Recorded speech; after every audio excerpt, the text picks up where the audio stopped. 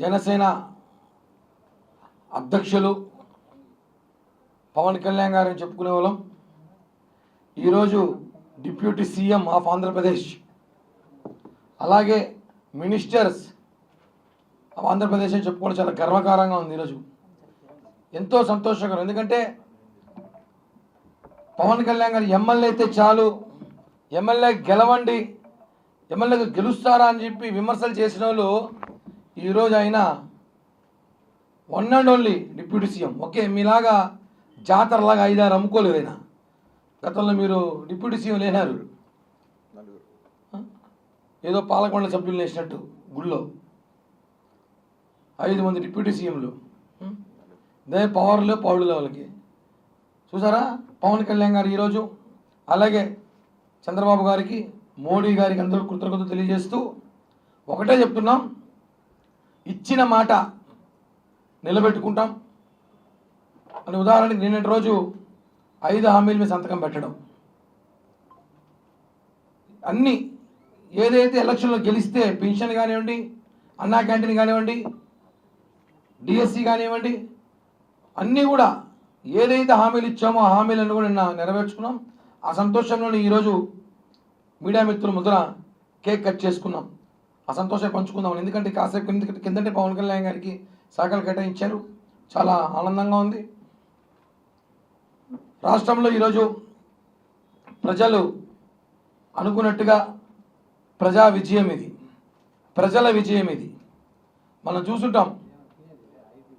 ఈరోజు మాజీ ముఖ్యమంత్రి ఆయన ఇప్పుడు కూడా ప్యాలెస్ నుంచి బయట రాకుండా తాడేపల్లి ప్యాలెస్ నుంచి ఏం మాట్లాడుతున్నాడంటే ఈవీఎంలో ఏమో జరిగిందంట. సరే, 151 సీట్లు వచ్చినప్పుడు అప్పుడు కూడా ఈవీఎం జరిగిందా? మేము అడుగుతున్నాం. ఈరోజు మాకు ఈవీఎంలో ఏమో జరిగిందంటారు. ఈవీఎం పైన దేశవ్యాప్తంగా చర్చ జరగాలంట. 150 సీట్లు వచ్చినప్పుడు మేము చర్చ జరుగుంటే అప్పుడు ప్రజలు తీర్పు ఇచ్చినారు, ఆశీర్వదించినారు, అవకాశం ఇచ్చినారు. నువ్వు ఇంటికే పరిమితమైనావు, బయటికి రాకుండా పబ్జీ ఆడుకుంటూ జీవితం గడిపోయినావు.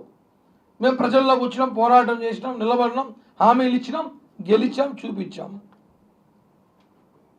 ఒకటే ఈరోజు చాలా సంతోషంగా ఉంది పవన్ కళ్యాణ్ గారిని డిప్యూటీ సీఎంగా చూడడం. రాబోయే రోజుల్లో ఆయన ఉన్నత స్థాయిలో కూడా చూడబోతాం. మేము ఖచ్చితంగా ఆయనని మేము మా కోరికలు ఏదైతే చూడాలనుకుంటున్నామో ఆ కోరిక కూడా నెరవేరుస్తాం. మనం గతంలో కూడా చూస్తుంటాం, కేసీఆర్ మంత్రిగా ఉండే ముఖ్యమంత్రి అయ్యారు. మనందరం అబ్జర్వ్ చేసుకోవాలి. చాలామంది ఏంది ఉప ముఖ్యమంత్రి అని మాట్లాడారు, 2-3 కూడా. కేసీఆర్ కూడా గతంలో మంత్రిగా ఉండి ఈరోజు రాష్ట్రంలో 10 ఏళ్ళు ముఖ్యమంత్రిగా ఉన్నాడు.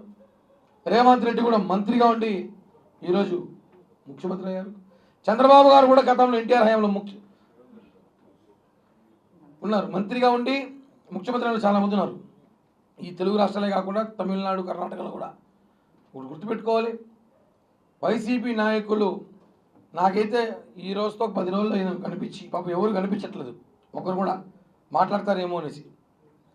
తిరుపతి నుంచి ఎక్కడ కూడా ఓటమి భయం, మీరు ఓడిపోయారని చెప్పి తెలిసి ఈరోజు ఈవీఎంలో మ్యాజిక్ జరిగింది. మళ్ళీ ఓదార్చా అంటే ఆయన ఇంటికి వచ్చి అందరినీ, ఎవరినో ఫస్ట్ ఆయన ఓదార్చాలి. మనందరం ఫస్ట్ మనంతా వెళ్ళి ప్రజా ఓదార్పు యాత్ర అని చెప్పి జగన్ నిద్రపోవట్లేదైనా ఆయన ఓదార్తాం. మళ్ళీ ఆయన మళ్ళీ దెబ్బలు కొట్టారంట, ఏదో దాడులు చేసినారంట, రకరకాల విమర్శలు చేస్తారు. ఆయన ఓదార్చిన అవసరం ఉంది. ఒక్కరిని వదిలిపెట్టే ప్రసక్తి అయితే లేదు. నిన్న చంద్రబాబు గారు చెప్పారు, టీటీడీ నుంచే ప్రక్షాళన మొదలవుతుందని. వాస్తవం.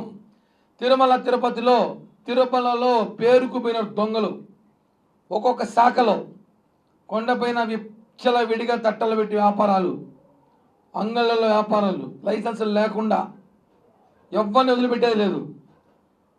వైకుంఠం క్యూ కాంప్లెక్స్ నుంచి, జైవ ఆఫీస్ నుంచి, లడ్డు కౌంటర్ కాడి నుంచి, గుండు కొట్టే చోట ప్రతి చోట అవినీతి, ప్రతి చోట మీ మనుషులే ఉన్నారు.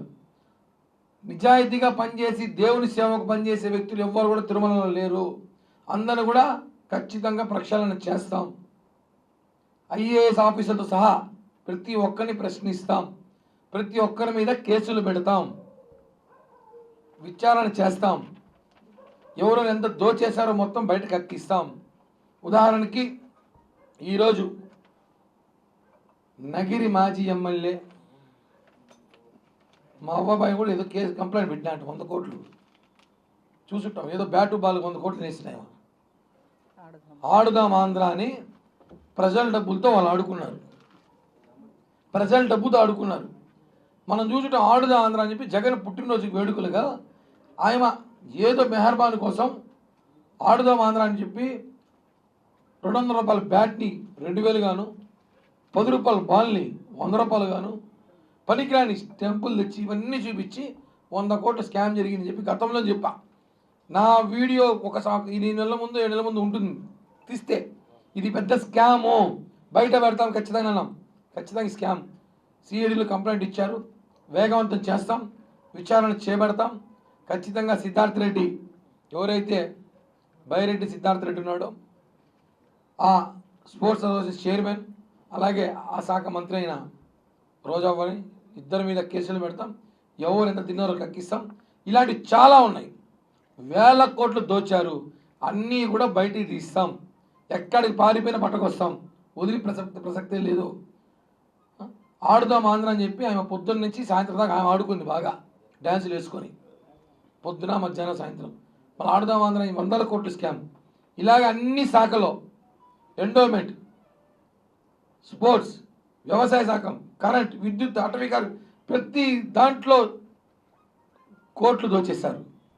అన్నీ కూడా సంబంధించిన ప్రతి అధికారి, ఎంత పెద్ద అధికారి అయినా సరే వదిలిపెట్టే ప్రసక్తే లేదు. ఖచ్చితంగా అందరినీ జైలుకి పంపిస్తాం. ఎందుకంటే మీరు తినింది ప్రజల డబ్బు, తిరుమలలో తినింది దేవుని డబ్బు, ఏది వదిలిపెట్టే ప్రసక్తి లేదని చెప్పి తెలియజేస్తూ మరొకసారి మా అధినేత, మా డిప్యూటీ సీఎం, ఈ రాష్ట్రానికి దిక్సూచిన ఏకైక నాయకుడు పవన్ కళ్యాణ్ గారికి హృదయపూర్వక శుభాకాంక్షలు తెలియజేస్తూ, ఇక్కడ మా అందరి తరపున తిరుపతి జనసేన పార్టీ తరపున ఆయన శుభాకాంక్షలు తెలియజేస్తూ, తీసుకున్న మినిస్టర్లు ఏదైతే శాఖలు తీసుకున్నారో దానికి పూర్తి న్యాయం ఆయన చేస్తారో మాకందరికీ తెలుసు. ప్రజలకు ఏదో చేయాలి కసితో రాజకీయాలు వచ్చిన పవన్ కళ్యాణ్ గారు ఖచ్చితంగా ఆయనకి ఆ దేవుడు భగవంతుడు ఆశీస్సులతో అన్ని శాఖలు తీసుకున్న శాఖ కూడా న్యాయం చేసి ఇచ్చిన హామీలు నెరవేరుస్తాం. అలాగే పిఎస్సి చైర్మన్ మనోహర్ గారికి కూడా శుభాకాంక్షలు. అలాగే కందుల దుర్గేష్ టూరిజం శాఖ మంత్రి, ఆయనకి కూడా శుభాకాంక్షలు తెలియజేస్తూ, తీసుకున్న ముగ్గురు కూడా ఈ రాష్ట్రంలో అనేక శాఖల్లో కీలక మార్పు తీసుకురావడానికి ప్రయత్నిస్తారని చెప్పి కూడా తెలియజేస్తూ, జై హింద్, జై జనసేన.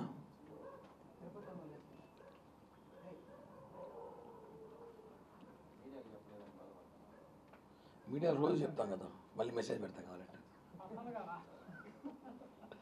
థ్యాంక్ యూ, ధన్యవాదాలు మీడియాకు కూడా.